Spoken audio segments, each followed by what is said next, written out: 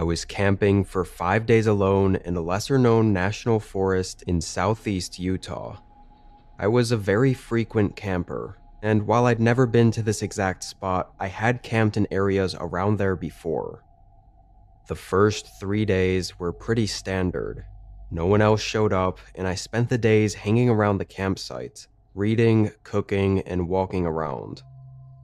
On the third night, I had a nice, calm campfire going, and was trying to stargaze because the sky was clear, when all of a sudden the silence was interrupted. It sounded like a man screaming at the top of his lungs in the distance. It sent a chill through me and made me freeze up for a moment before standing and looking in the direction it came from, but it was way too dark out to see anything beyond the campfire. The scream sounded far away, but not far away enough to feel safe about it. Like it was maybe a half-mile out in the forest, kind of toward where I knew the small lake was that was around here.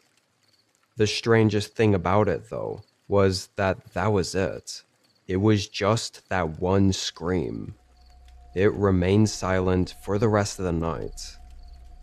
Before going to sleep, I came to the conclusion that it had to be a mountain lion.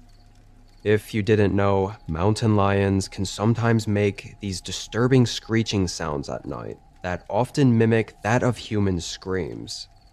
Not exactly, but if you don't listen too carefully, you might mistake it for one.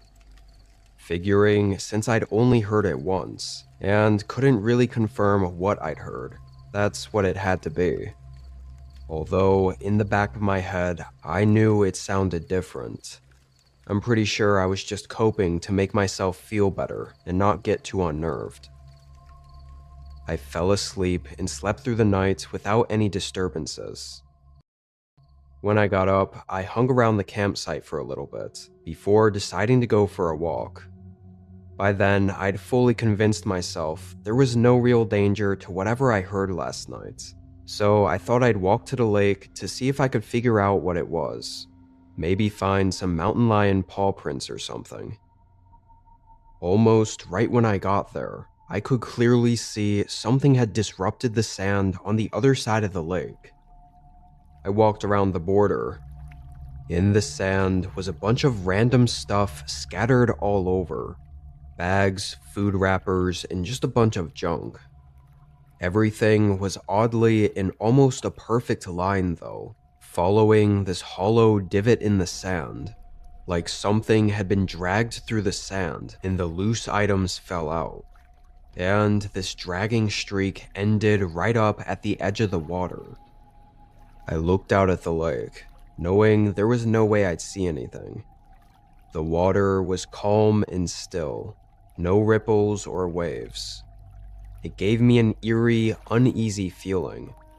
I left and walked quickly back to my campsite, nervously checking my surroundings the whole way back. I felt better, or safer I guess, once I was back near my tent. I really didn't know what to make of everything, but in my head I thought it was best not to think about it too hard and risk getting paranoid. That would only make things worse. So I distracted myself with making lunch and thinking about other things. I refueled the campfire before it got dark and sat around it. About an hour into the night though, I realized I had forgotten to collect a stash of sticks to keep the fire going with, so I got up and walked the perimeter of my campsite, grabbing any small, dry sticks off the ground. And that's when I heard a voice. A quiet whisper from the dark just ahead of me. I didn't have a flashlight on me, and it was pitch dark out there. And the voice was quick and quiet, not long enough for me to know exactly where it came from or even what they said. It didn't feel like they were talking to me though. I got a little spooked and ran back to the campfire. As the minutes passed, I tried to reason with myself that it couldn't have been a person, that the wind had just made a strange whisper-like sound. But when I remembered the scream from last night, I could no longer convince myself, with all of these excuses, that I was safe. Someone was out there, watching my campsite.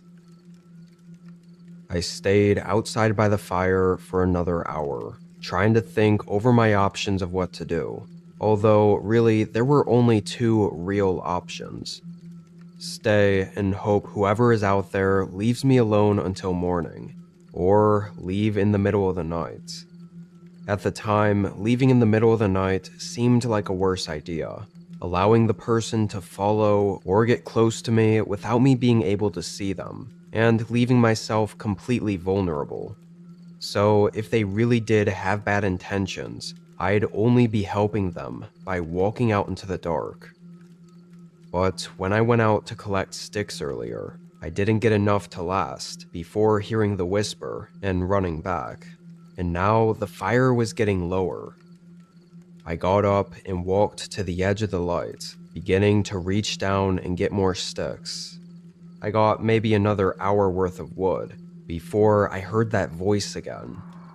This time, I had been smart enough to bring my flashlight with me, so I quickly shined it in the direction of the voice. It was very underwhelming though. The light was almost useless, not reaching far and not brightening the area as much as I thought it would. After a few seconds, I got scared again and ran back to the campfire. I tossed the sticks in the fire and made sure it stayed lit. The nerves kept building. I was genuinely fearing for my life and trying to keep it together. I mean, by this point, I'd put together the scream, the scattered items, and the drag marks by the lake, and now the voices outside of my camp. I got increasingly tired, but I didn't let my eyes rest for even a moment.